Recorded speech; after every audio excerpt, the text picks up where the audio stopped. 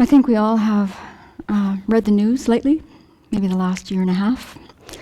And it doesn't matter what page of the news I look at, it can bring up in me a feeling of personal distress. So, I can sort of get that sometimes people will say, well, it's your genetic makeup. But I've done some reading online, and I'm not sure I can buy this genetic makeup argument. I think it has to do with the way I was raised. I was raised by a mother who had children very late in life and was worried all the time. And she has sisters who worried all the time too. So they would phone each other and worry together on the phone. So I think that really has set me up perhaps a little bit for this predisposition. So I find that in my own mind, I'm easily disposed to heading in the direction of personal distress. So fortunately, the Buddhist teachings can help us with this, because it's really a very difficult mental place to be in, and it actually benefits no one, and all it does is just jack up our own suffering. So rendering me and others kind of helpless instead of being helpful. So in this book written by Venerable Thupten Chodron and Dr. Russell Coates, An Open-Hearted Life, she has a beautiful description of what personal distress is and what we can do to work away from that over time. So I thought I'd just share some of her writing about this topic, and then we're going to do a test run with a story from the news. So she says, when we encounter people who are suffering, our response is compassion, wishing them to be free from whatever physical or mental pain they're experiencing, from even a small annoyance to an extreme agony. So that's what we would like to have happen, compassion. Compassion enables us to look at suffering in all of its forms without falling into despair and without being limited by our own personal distress. Personal distress and exaggerated grief are close enemies of compassion. We may mistakenly believe that unless we're overwhelmed with grief, you know that feeling? Or despair when witnessing another person's suffering, we don't really care. That might be a conclusion you have. If I'm not hurting myself as much as they are, or even better yet, hurting more than the other person, then I must not care. So this obviously interferes with our ability to reach out and help people when we're swimming in our own despair. So she goes on to say, when our compassion is still weak, it may easily slip into personal distress. Genuine compassion focuses on the other person who is suffering and wishes that person to be free of suffering and the causes of suffering. Personal distress, on the other hand, focuses on our pain at witnessing another's suffering. With personal distress, we can't bear to see the suffering of others because we hurt when we see it. Personal distress clouds our mind and may lead us to feeling so much sadness that we are absolutely unable to act or help others. So then she beautifully unpacks how this evolution of personal distress gets going in our mind. It's so clear. So first of all, it begins with seeing another person's suffering as so bad that nothing can be done about it. It's just so bad. Nothing can be done to change it. Then the second thing that happens in our mind, feeling their suffering as hopelessly unbearable, our attention turns to our pain at witnessing their misery. We lose the ability to discern what is our responsibility and what is theirs. This is like a key point in this. And then the next step in all this is that we start feeling guilty seeing another person suffer, and we think that we should be able to do something about it. Just have to think hard enough and hurt hard enough.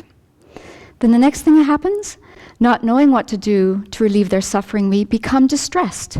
We may become angry at the situation or the person, or the policy, or the institution, or the event that contributed to others' suffering. Then the next thing that happens is that at a complete loss for any practical remedy, we may stew in depression. Instead of our helping others, now they have to help us. So you can see the steps just lead us to not a helpful state. So then she goes on to say how we can counteract this. But to test this, I want to share a story with you. It's not the worst story I could find in the news, believe me. I wanted to back up a bit and have something that had some hope in it.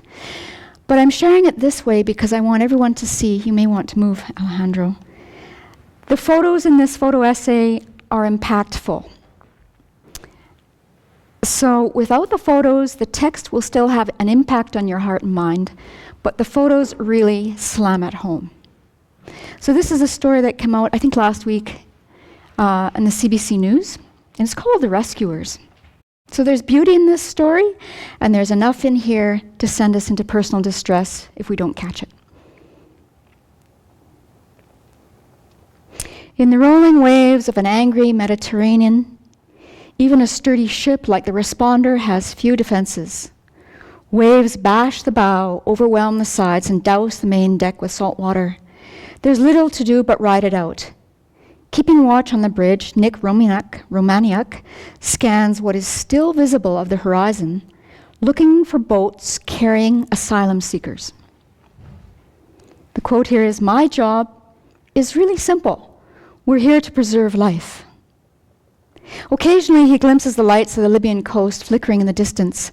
There, in hidden holding centers, thousands of people are waiting out the weather to make a risky seaborne attempt to get to Europe. Romaniuk is doubtful they will appear before the bad weather passes. At least he hopes they don't, but a storm wouldn't stop him from rescuing people if a boat were to show up, even if that meant jumping into the churning sea himself. "My job is really simple," he says. "We're here to preserve life." Everything about the heart-stopping rescues Romaniuk conducts screams of life. It's the desperation of young men and women in pursuit of a better existence, combined with responders risking their own lives to prevent tragedy on the world's busiest maritime asylum route. Those encounters are tense and difficult, a time when panic can kill and grown men cry openly. Although he's only 31, Romaniuk has 16 years of experience at sea and is a natural under such conditions. Before this, he was making a lucrative living working on a search and rescue team on the oil rigs in the Caribbean. But moved by news reports of the death of asylum seekers in the Mediterranean, Romaniuk volunteered as a rescue swimmer with Migrant Offshore and Aid Station MOSA, a Malta-based NGO. Romaniuk says he loves this work more than anything else he's ever done. 2 weeks later, MOAS offered him a full-time job, but it came with a 90% pay cut. So he took a 90% cut in pay to do this job where he's risking his life. This is the boat. It's also funded by the Red Cross. So Romaniuk happily took the job. He says he loves this work more than anything else he's ever done, and it's a feeling shared by many on the Responder working to prevent tragedy on the Mediterranean, including a man who several years ago made the perilous journey himself. So this is just a glimpse of one day on the boat, hundreds of people rescued. According to the United Nations Refugee Agency, by the end of 2015, an unprecedented 65.3 million people worldwide have been forcibly displaced by conflict or persecution. The number of dead on the Mediterranean just hit an annual record. There have been more than 38,000 people who died in 2016. Several civilian vessels patrol the waters off the coast of Libya, which is the preferred, if chaotic, gateway to Europe. That includes the Responder, which is jointly operated by the Red Cross and MOAS, and ferries rescued asylum seekers to the Italian island of Sicily. So I guess the CBC, the Fifth Estate, was trying to get hold of this ship and interview the people for a long, long time, and then they allowed them on the ship in September of this past year. The crew's guiding principle on the boat: no one deserves to die at sea. Yet they still do. Romaniuk has seen it happen despite his crew's best efforts. He and a doctor once attended to 5 people who were discovered unconscious and in cardiac arrest at the bottom of a rubber boat, likely due to dehydration and exhaustion. None of them made it. It's around 4 a.m. on a calm Sunday morning in October when the boats begin to appear. Among the first to be spotted is a monster dinghy, the biggest the crew has ever seen. The rubber vessel is about 15 meters long, 30 feet long, crudely reinforced with huge planks of wood and metal screws and carrying 3 containers of fuel. It's amazing it's even upright. It's also holding the most people the responder team has ever seen on such a boat. 170 people in all, including 39 women, 2 of them pregnant. They've been on the sea for about 8 hours. You can see the anxiety on these people's faces. Some are trembling. Working with SOS Mediterranean and a European NGO, the responder rescue begins with the crew handing out life jackets to everyone on board. The women are evacuated first, some on the verge of tears, and ferried separately on a smaller vessel to the responder. This is a picture of Nick. The ship then sidles up to the dinghy so Romaniak and the other rescuers can help the men up to safety without upsetting the raft's balance. "Sit down," Romaniak yells repeatedly, "sit down," knowing that most of the migrants don't understand English. He has seen this go wrong before. He knows from experience that if there's a panic or a rush, people will get crushed. If one of the huge petroleum containers is knocked over, the passengers may be severely burned by the liquid or inhale the fumes. People have died this way. One by one, the male migrants are helped up the ladder onto the responder. They are searched and their belongings are taken away to be checked. Most people come with almost nothing, mainly just wallets, lighters, and cigarettes. One man is wearing a pendant that says, "All things are possible with God." Many of the migrants are too stunned to speak. Some hold their heads crying.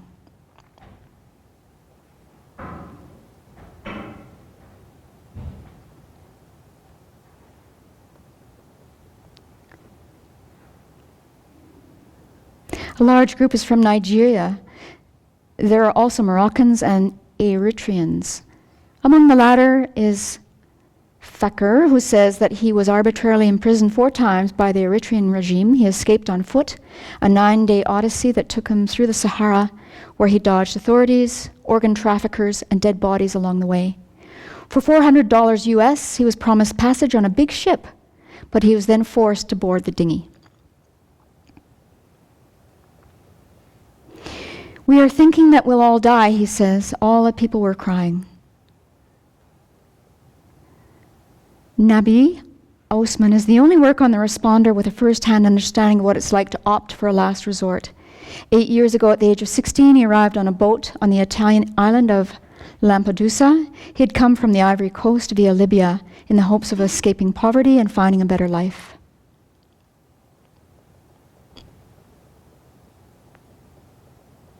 He decided early on that he wanted to help others settle in and started volunteering with the Red Cross. Osman's gift for languages proved invaluable in communicating with the new arrivals. Part of his message was warning asylum seekers that staying in Europe isn't easy. The first 1 to 3 years is going to be difficult, he tells them. The Red Cross offered him a part-time job as a culture mediator, helping asylum seekers navigate the first days and weeks in Italy.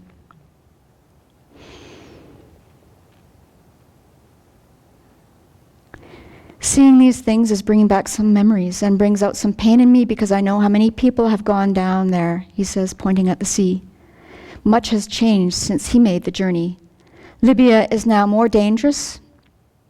An uprising with Western airstrikes and the subsequent internal conflict have made it a lawless place. As a result, smugglers have flourished. They've taken to holding people who can't pay for their passage in warehouses or caves until they work off their fee, which can range anywhere from between $400 to $1,000 US or more. Several told us they were beaten, threatened, or blindfolded. Women are often raped. Migrants are given no choice about when or how they travel. Some are pushed, sometimes at gunpoint, onto boats that are far more crowded than before. The overfilled boats might help explain the record deaths this year.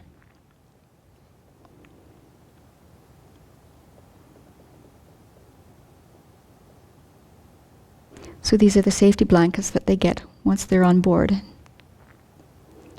Even in good weather, these escape boats have little chance of making it very far, let alone to their final destination, says Romaniak.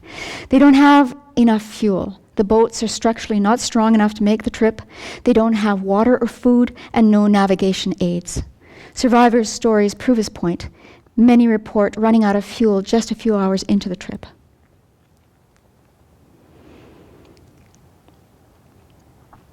Amr, a Syrian student from Idlib, saved by the responders, says that the wooden boat he was on started leaking and taking on water with 27 people on board. Mercifully, they managed to fix the leak. A father of 2, he says he took this incredible risk for his family's sake. My goal is to arrive somewhere safe, says Amr, who only wanted to use his first name. After that, my only hope is to be reunited with my children. I don't want anything else.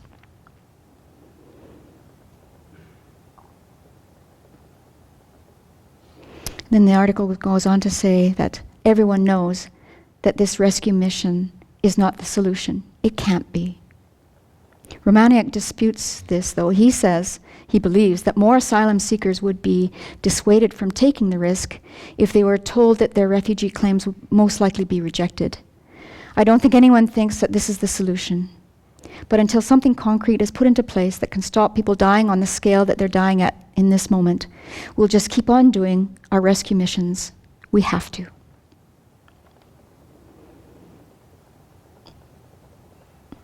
And the story ends with him putting his knife into this rubber dinghy so that no one else can use it to transport people. So that's a very gripping story, and personal distress is very easy to arise in us. And Venerable Children gives us some ideas of how to work with this when it comes up in whatever we encounter. So the first point she reminds us about is to remember that we can't control everything that happens in the world.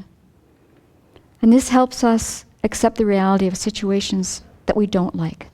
We just can't do everything about everything. We can't control anything. Although we aren't able to undo the complex network of conditions that brought about others' misery, we can think creatively about what we can do to lessen their suffering, make it more tolerable, or to reverse its course. And then the second thing she asks us to think about is this. We need to recall that misery is impermanent by nature. In other words, it cannot and will not remain the same. And this helps us put suffering into perspective. And then she recommends that we do the taking and giving meditation, which is explained in the book, An Open-Hearted Life. And you can also find this in other books on Buddhism.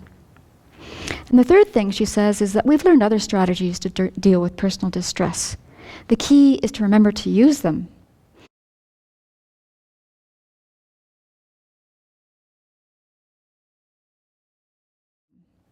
So, for example, when I look at this story, instead of, feeling awful about the fact that I can't go there, I can't get on the ship, I'd be hopeless on the ship, I'd be seasick anyway, I'm scared of the water, I can rejoice that people like this are saving people.